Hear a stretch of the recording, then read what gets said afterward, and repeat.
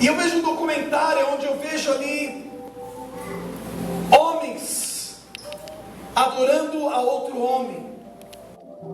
Existem gurus na Índia, e ali tinha um Sai Baba, um homem, um guru chamado Sai Baba, e ali milhares de homens seguiam esse guru, se prostrava diante dele. Este homem fazia milagres, fazia coisas assim, diferentes. E eu olhando a televisão naquele momento e vendo aqueles deuses, olhando aquelas coisas, eu escuto Deus falando ao meu coração, falando assim: eu vou te levar nessa nação para provar que somente existe um Deus. Aleluia. Ou para provar a eles que somente existe um Deus. Muitos aqui falaram aleluia, mas não foi o que eu escutei. O que eu escutei foi muitas críticas. O que eu escutei foi assim: o que você vai fazer lá? Você tem que pregar aqui. Aqui é onde você tem que pregar. Você conhece alguma coisa da Índia? Você tem dinheiro para ir para a Índia? Você sabe falar o inglês? Você sabe falar a língua da Índia? Não, não, não e não.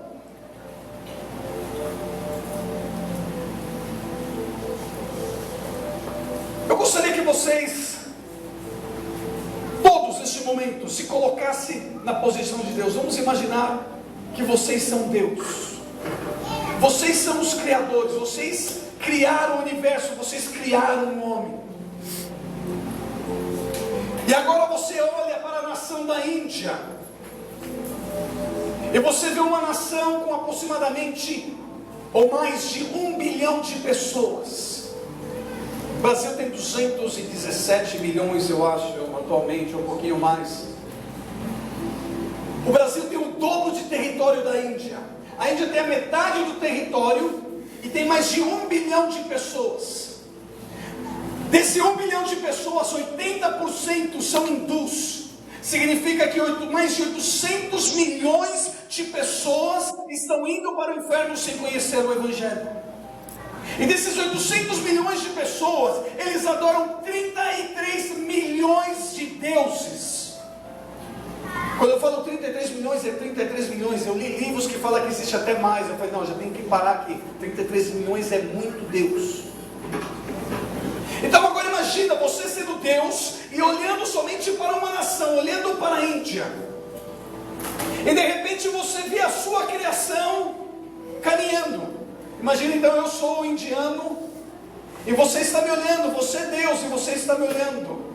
E de repente eu começo a me acercar e estou chegando perto de um templo.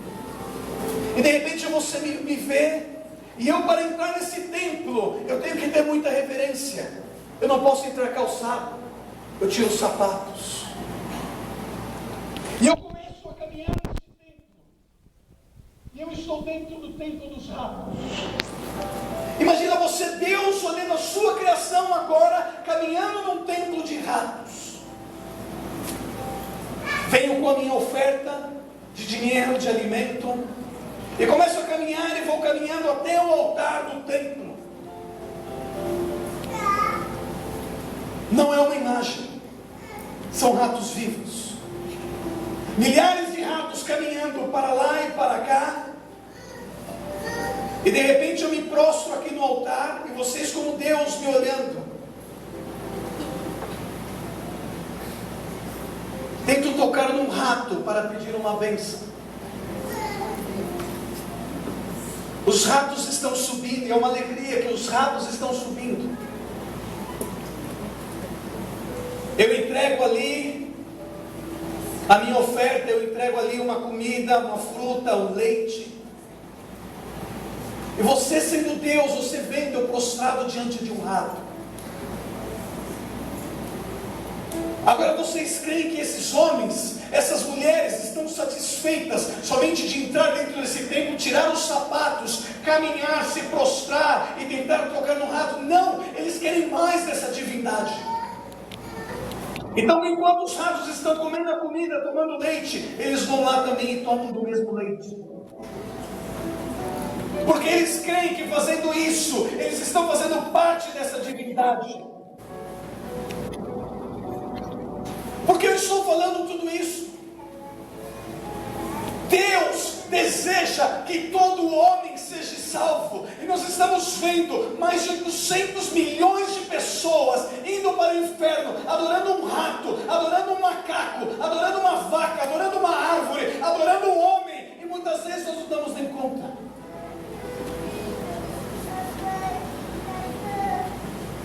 Aonde está o avivamento? Daí vocês continuando sendo Deus, vocês veem agora eu caminhando em direção para um rio. E quando eu vou nesse rio e me aproximo desse rio, esse rio é sagrado.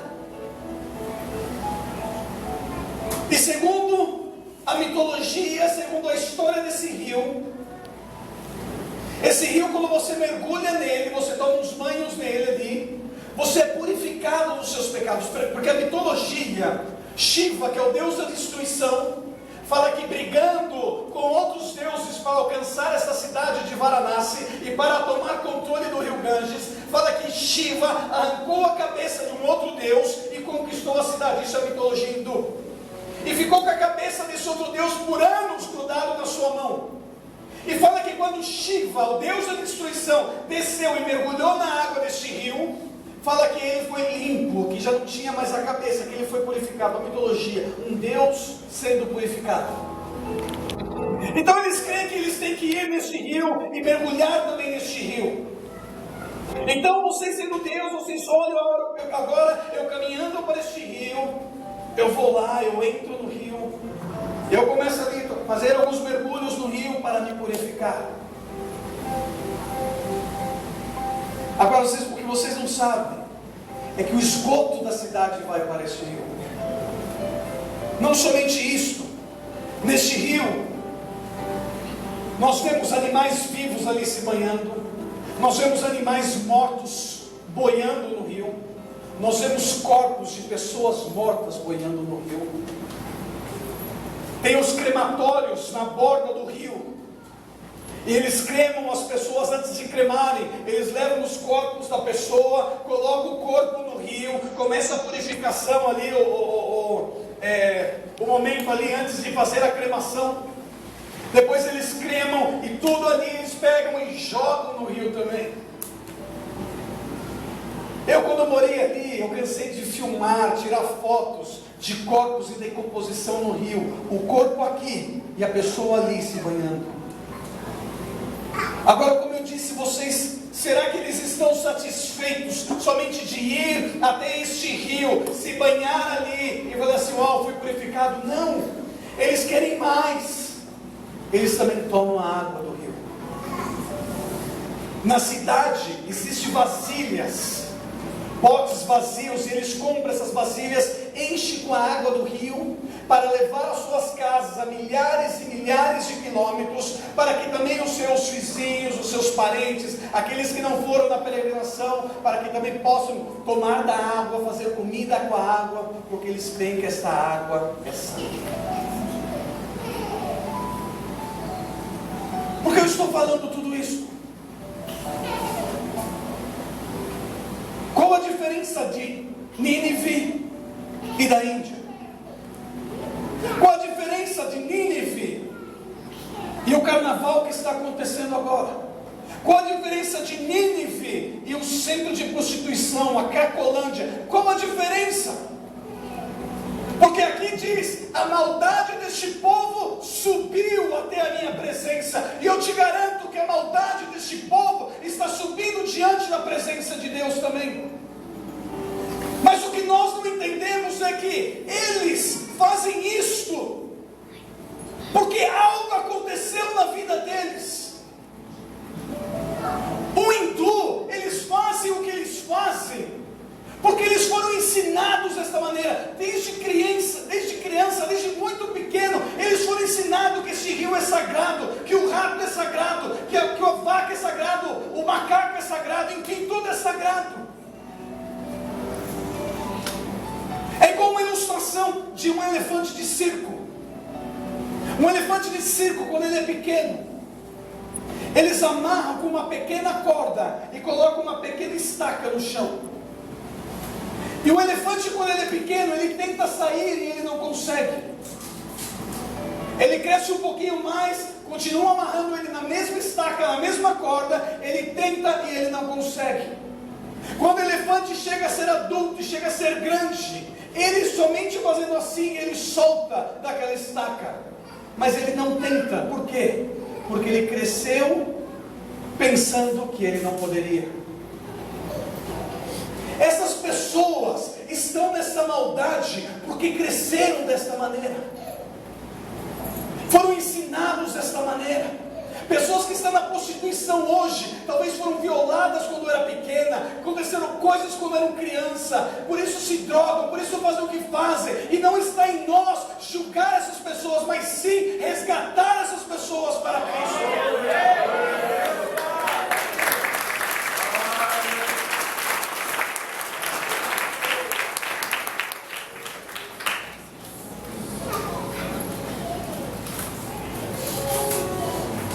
Então eu vejo isso, recebo críticas. Para que você vai lá? O que você vai fazer lá? Aqui tem muito trabalho. O que eu mais escutei foi assim: o Brasil tem muito trabalho. O que você vai fazer lá na Índia? Para que Deus estava chamando Jonas para ir a Nínive?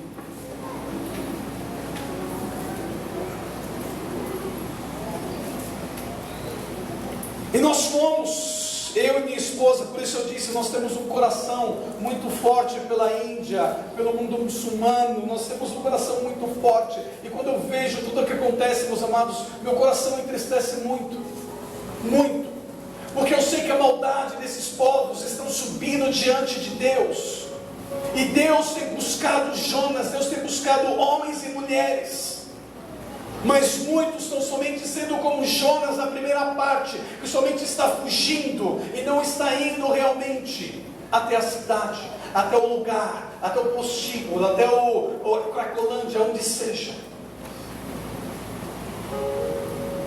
Eu me lembro quando eu cheguei, eu fui no Líbano 3 anos atrás.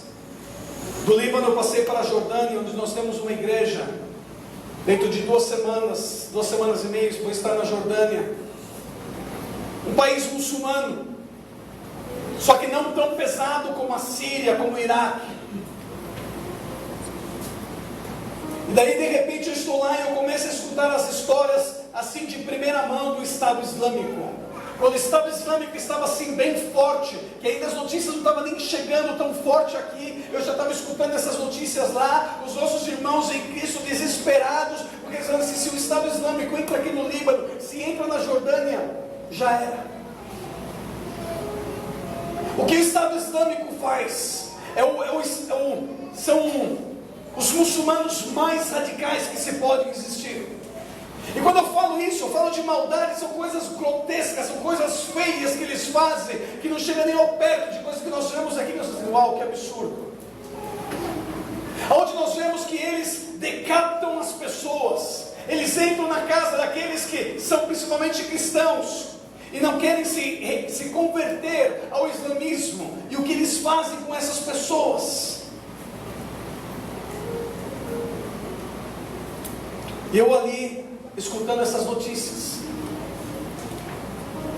Agora imagina você, agora você é um cristão na Síria, um cristão no Iraque, e de repente chega eu, um muçulmano radical do Estado Islâmico, descubro que você é cristão. Eu vou te dar 4 opções. As opções que eu vou te dar são: primeira, se converte ao islamismo radical que nós servimos. Não, eu não quero. Vamos lá que você é bem crente, fala assim: não, eu não vou me converter. Segundo, isso está escrito no Alcorão. Ok, você vai ter que pagar uma pensão, uma mesada. Cada 15 dias ou cada mês eu vou passar aqui, você vai ter que dar 3 mil, 5 mil, 10 mil reais, dependendo. E eles marcam a sua casa com um sinal de Nazareno. Ok? Eu não quero pagar. Você tem a terceira opção: fugir. Tentar fugir se você pode. E se você é pego, meu amado, é morte. Mas é morte crucificado, enforcado, decapitado. Vocês viram algumas imagens, creio, que fizeram no Egito, que fizeram na Líbia. Mas talvez vocês não viram, isso eu garanto que vocês não viram, porque eles estão... Quando eu estava ali em Jordânia, recebendo ligações de irmãos nossos que estavam no Egito,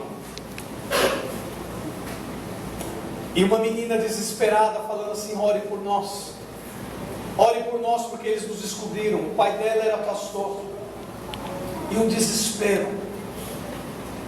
Naquele momento eu começo a ver fotos, meus amados, que só de eu lembrar, meu coração dói. De ver eles entrando na casa dos cristãos, violando as meninas, violando as filhas dos pastores, e matando elas. Tinha uma que foi morta, ela deitada no chão, amarrada, e uma cruz bem grande, bem grossa, atravessada pela boca, enfincada. Algo horrível, horrível.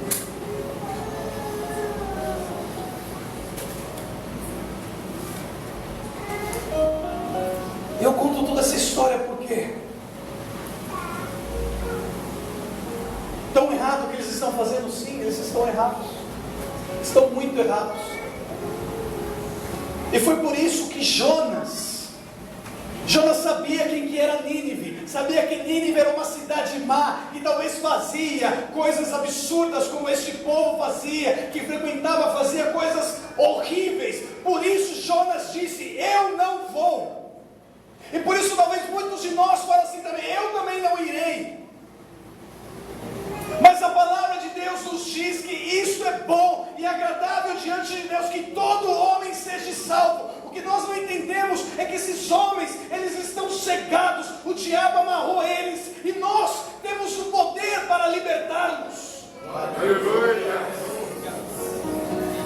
Nós temos, meus amados, nós temos o poder para resgatar vidas.